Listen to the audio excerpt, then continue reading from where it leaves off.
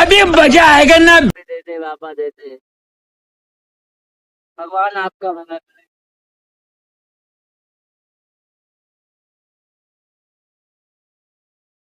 भाई तो ये क्या कर रहा है? भाई मंदा हूँ मैं और ये मेरा धंधा है, इसीलिए मैं अलग लेवल का बंदा है। वैसे कितना कमा लेते हो दिन का? भाई ज्यादा तो नहीं, पर एक महीने का 1 लाख तो बन जाता है। भाई तू देख नहीं सकता, लेकिन मैं तेरे हाथ जोड़ रहा हूँ, तू मुझे 50,000 पे रख ले। भाई इधर इधर वो बताना मत।